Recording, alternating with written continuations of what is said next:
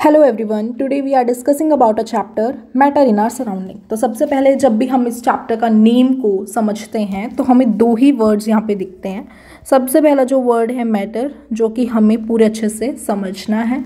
दूसरा जो वर्ड है वो है सराउंडिंग्स। तो सराउंडिंग तो आप सभी को इसका मीनिंग अच्छे से पता भी होगा, जिनको नहीं पता तो मैं बता भी देती हूँ। जितना भी हमारे आसपास का एरिया है वो सभी सराउंडिंग है। सपोज कीजिए अभी आप वीडियो जो है मेरी वो रूम से देख रहे हैं आपने, तो जितना भी आपको आसपास अपने दिख रहा है वो सभी आपके आसपास के एरिया सराउंडिंग कहलाता है। जैसे कि आपका घर जिस सोसाइटी में, उसके आसपास के जो घर हैं वो सभी सराउंडिंग। आई होप सो आपको ये क्लियर हो गया होगा। अब हम बात करते हैं मैटर की। सो मैटर क्या है? एवरीथिंग इन दिस यूनिवर्स, जो कि मटेरियल का बना हुआ है, उन्होंने साइंटिस्ट ने इसको नाम दिया मैटर। देखिए, एवरीथिंग इन दिस यूनिवर्स, जो भी चीज़, जितनी भी चीज़ें इस यूनिवर्स में हैं, made of material, made of material which a scientist named matter, which scientist named matter। सो देखिए, जितने भी एवरीथिंग इन दिस यूनिवर्स, जितनी भी चीज़ें हमारे यूनिवर्स में हैं वो कुछ ना कुछ मटेरियल की बनी हुई हैं। उसको साइंटिस्ट ने नाम दिया किस चीज़ का? मैटर का। अब जैसे सपोज कीजिए आपके पास अपनी ही बुक है, तो वो भी कोई ना कोई मटेरियल की बनी हुई है, ठीक है? तो वो क्या है, मतलब बुक क्या होगी? मैटर हो गया। दूसरा चीज़ जो मैटर है उसके पास, वो कंटेन करती है बोथ मास एंड वॉल्यूम। जो मैटर है, मैटर हम किसको कहेंगे? जिसके अंदर जो कि मास भी कंटेन करेगा, दूसरा वॉल्यूम भी। सपोज करो अब मैंने आपको बुक का ही एग्जांपल दिया था, तो बुक का अपना कोई मास भी है और उसकी अपनी कोई वॉल्यूम भी है, तो उसको हमने कह दिया मैटर। ठीक है जी, आई होप सो आपको इतना समझ में आ गया होगा। Air we breathe, food we eat, stones, sand, plants, animals, star, even small drop of water, इन सभी चीज़ों को हम मैटर कहते हैं। जो भी हम एयर ब्रीथ कर रहे हैं, अपने अंदर ले रहे हैं, जो भी खाना हम खा रहे हैं, स्टोन्स पत्थर हो गए, सैंड मिट्टी, प्लांट्स हो गए, हमारे एनिमल्स हो गए, स्टार्स हो गए, या फिर even a small drop of water, यानी कि अगर एक छोटी सी पानी की बूंद भी हम ले रहे हैं तो वो सभी मैटर है, क्योंकि उनका कोई अपना एक मास भी है और वॉल्यूम भी है, दोनों ही चीज़ें वो कंटेन कर रहे हैं। अर्ली इंडियन फिलोसोफर्स, जितने भी हमारे पुराने टाइम के इंडियन फिलोसोफर्स थे, उन्होंने मैटर को 5 बेसिक एलिमेंट्स की फॉर्म में क्लासिफाई किया, है ना। सो उसको हमने नेम दिया पंच तत्व का। ठीक है, तो अर्ली इंडियन फिलोसोफर्स ने क्या किया? क्लासिफाई किया मैटर को इन the form of 5 basic elements, जिसको हमने पंच तत्व का नाम दिया। पंच तत्व क्यों दिया? क्योंकि पंच मतलब 5, तो यहाँ पे 5 चीज़ें इंक्लूड होती हैं। सबसे पहले air, then earth, then fire, sky, water. According to them, उनके अकॉर्डिंगली, मतलब इंडियन फिलोसोफर्स के अकॉर्डिंगली, जो लिविंग चीज़ें हैं और जो नॉन लिविंग थिंग्स हैं वो 5 बेसिक एलिमेंट्स की बनी हुई है, और वो 5 बेसिक एलिमेंट्स हमने यहाँ पे पढ़ लिए हैं: air, earth, fire, sky and water. So अभी हम पढ़ते हैं 2 types of classification of matter. 2 types of classification of matter. Main chapter जो है वो यहाँ से स्टार्ट होता है कि मैटर को हमने 2 टाइप्स का क्लासिफिकेशन हमने मैटर का किया है। किस किस के बेसिस पर? बेस्ड ऑन सबसे पहला है उसकी फिजिकल प्रॉपर्टीज़, कि मैटर की जो फिजिकल प्रॉपर्टीज़ है वो क्या क्या होती हैं, डिटेल में हम इसको स्टडी करेंगे। ठीक है। सेकंड है उसका chemical nature. Second property is about chemical nature. So हमने मैटर का 2 टाइप का क्लासिफिकेशन किया। किस किस के बेसिस पर? सबसे पहले फिजिकल प्रॉपर्टीज़, दूसरा केमिकल नेचर। तो ये दोनों आपको याद रखना है। हम इसको डिटेल में स्टडी करेंगे, दोनों को ही। सबसे पहले फिजिकल प्रॉपर्टीज़ को करेंगे, फिर केमिकल नेचर को भी करेंगे। सो इस चैप्टर में हमें मेनली डिटेल में यही डिस्कस करना है कि फिजिकल प्रॉपर्टीज़ मैटर की क्या होती हैं, मैटर का केमिकल नेचर क्या होता है। अब जल्दी से मैं आपको एनसीईआरटी स्टार्टिंग से जो भी अभी तक हमने किया है उसकी मैं एनसीईआरटी आपको आपके साथ साथ रीड करते हैं हम सभी इकट्ठे मिल करके। अभी जो हमने आज के डिस्कशन में जो चैप्टर स्टार्ट किया था वो था मैटर इन आवर सराउंडिंग। हमने मैटर का भी मीनिंग समझ लिया था और सराउंडिंग का भी मीनिंग समझ लिया था। चलो अब पढ़ना स्टार्ट करते हैं। As we look at our surrounding, जब भी हम अपने आसपास देखते हैं, we see a large variety of things, जो कि डिफरेंट डिफरेंट शेप्स की होती हैं, उनके डिफरेंट साइजेस होते हैं, उनके डिफरेंट टेक्सचर होते हैं।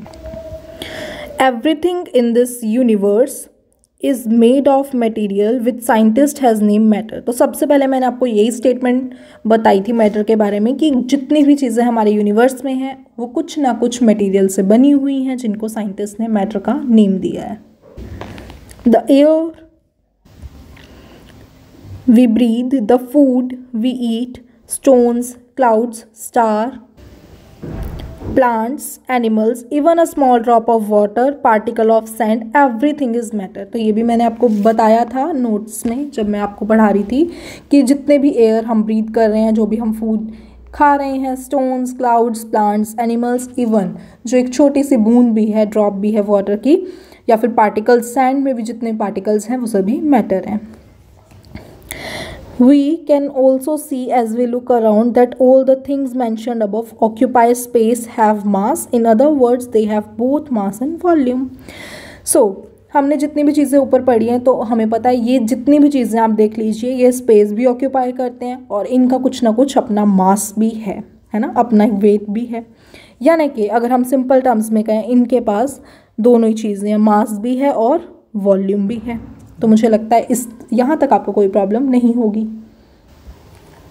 Since early times, human beings have been trying to understand their surroundings. पुराने समय से जो ह्यूमन बींग्स हैं वो अपने सराउंडिंग को पहचानने के बारे में अंडरस्टैंडिंग कर रहे हैं। Early Indian philosophers classified matter in the form of 5 basic elements. ये मैंने आपको कराए थे, 5 तत्व जिनको हमने नेम दिया था और इनके अंदर 5 चीज़ें इंक्लूड होती है, air, earth, fire, sky and water. मुझे लगता है यहाँ पे आपको कोई कन्फ्यूजन नहीं हुई होगी। अकॉर्डिंग टू दैम एवरीथिंग, जो कि लिविंग थिंग्स हैं और जो कि नॉन लिविंग थिंग्स हैं, वो इस 5 बेसिक एलिमेंट्स की ही बनती हैं जो हमने ऊपर पढ़े, यानी कि air, earth, fire, sky and water. I hope so आपको यहाँ तक कोई कन्फ्यूजन नहीं होगी। Ancient Greek philosophers had arrived at a similar classification of matter. Okay, modern day scientists have evolved 2 type of classification of matter हमने किया था based on their physical properties and chemical nature। मैंने आपको बताया था कि मैटर को हम 2 बेसिस पे क्लासीफाई करते हैं। जो सबसे पहला बेसिस है वो है उसका फिजिकल प्रॉपर्टीज़, जो सेकेंड बेसिस है वो है उसका केमिकल नेचर। सो इस चैप्टर के अंदर हम फिजिकल प्रॉपर्टीज़ और केमिकल दोनों ही देखेंगे, है ना। केमिकल एस्पेक्ट्स ऑफ मैटर भी देखेंगे और फिजिकल प्रॉपर्टीज़ भी देखेंगे। सो यहाँ तक तो मैंने आपको सारा डिटेल में करा दिया। मुझे लगता है यहाँ तक आपको कोई कन्फ्यूजन होगी भी नहीं। अब जो हमारा नेक्स्ट टॉपिक मैंने उठाना है वो है फिजिकल नेचर ऑफ मैटर, जो कि आपके एनसीईआरटी में भी गिवन है ना। सबसे पहले हम फिजिकली इसको देखते हैं, तो चलिए इसको भी एनसीईआरटी से पढ़ना स्टार्ट करते हैं। So physical nature of matter में सबसे पहला आता है matter is made up of particles, कि जो मैटर है वो छोटे छोटे पार्टिकल्स से मिलकर के बना हुआ है। सो देखिए, for a long time 2 schools of thought prevailed regarding the nature of matter. One school believed matter to be continuous like a block of wood, whereas the other thought that matter was made of particle like sand। ठीक है, तो 2 schools थे। एक school का ये मानना था कि जो मैटर है वो कंटिन्यूअस है, जैसे कि ब्लॉक ऑफ वुड हो गया। जो दूसरा स्कूल था उसका ये मानना था कि जो मैटर है वो बना हुआ है सैंड के पार्टिकल्स से। सो एक स्कूल क्या मानता था कि जो मैटर है वो कंटिन्यूअस है, जैसे कि ब्लॉक ऑफ वुड हो गया। दूसरा स्कूल क्या मानता था कि जो मैटर है वो पार्टिकल्स लाइक सैंड से बना हुआ है। तो इसको हमें डिसाइड करने के लिए कि मैटर कंटिन्यूअस है या पार्टिकुलेट है, हमें एक एक्टिविटी परफॉर्म करनी होगी। Let us perform an activity to decide about the nature of matter, कि जो मैटर का नेचर है वो कंटिन्यूअस है या फिर पार्टिकुलेट है। ये हमें डिसाइड करना पड़ेगा एक एक्टिविटी परफॉर्म करके। सो ये हमारे पास एक्टिविटी 1.1 आपकी एनसीईआरटी में गिवन। इसके अंदर हमने क्या किया है, टेक अ 100 मिलीलीटर बीकर। हमने एक 100 ml तक भरा हुआ, मतलब 100 ml का बीकर लिया simply. Fill half the beaker with water. हमने जो 100 ml का बीकर लिया है उसको हमने हाफ जो बीकर है वो हमने पानी से भर दिया है। सपोज करो ये एक बीकर है हमारे पास, इसको हमने 100 ml का ये बीकर है, इसको हमने आधे बीकर को पानी से भर दिया, पूरा वाटरी। वाटरी, ठीक है। And mark the level of water. Suppose करो मैंने यहाँ तक पानी से भरा ना इसको, तो इस लेवल को मैंने क्या कर दिया, मार्क कर दिया, ठीक है। फिर कहते हैं रिजॉल्व सम सॉल्ट और sugar with the help of glass rod. अब ये हो गया इसका फर्स्ट स्टेप। सेकेंड स्टेप में हमें क्या करना है, इसके अंदर कुछ शुगर या फिर कुछ सॉल्ट डिजॉल्व करना है ग्लास रोड की हेल्प से। ऐसी कुछ रोड होती है उसकी हेल्प से हमें, सपोज करो मैंने सॉल्ट इसके अंदर डिजॉल्व कर दिया। Observe any change in a water level, तो ये हो गया इसका सेकेंड स्टेप। हमें क्या करना है, ऑब्जर्व करना है कि क्या अब इसके वाटर लेवल में कोई चेंज आएगा। तो सबसे पहले हमने देखिए हमने क्या किया था, एक 100 ml का वाटर बीकर लिया था, हमने हाफ जो बीकर था वो पानी से फिल कर दिया था और मार्क कर दिया था लेवल ऑफ वाटर। फिर हमने क्या किया, उसके अंदर कुछ सॉल्ट या शुगर डिजॉल्व करी, उसको स्टर किया with the help of glass rod. फिर हमें कहा जाता है कि ऑब्जर्व कि कोई चेंज तो नहीं होगा वाटर लेवल में। तो आप खुद ही बताइए, देखिए बच्चों आप खुद भी इस एक्टिविटी को अपने घरों में अपने होम्स में परफॉर्म कर सकते हैं। तो आपको ये देखने को मिलेगा कि इसके वाटर लेवल में कोई भी चेंज नहीं होगा। आप खुद ही बताइए, कॉमन सेंस है कि आपने पानी लिया फर्स्ट बीकर में, दूसरे में आपने थोड़ा नमक भी ऐड ऑन कर दिया, तो क्या कोई लेवल में चेंज होगा, कोई चेंज नहीं होगा। सो नेक्स्ट क्वेश्चन में पूछते हैं what do you think has happen to the salt, where does it disappear, does the level of water change. तो ये तो हमें पता चल ही गया कि लेवल ऑफ वाटर चेंज नहीं हुआ है।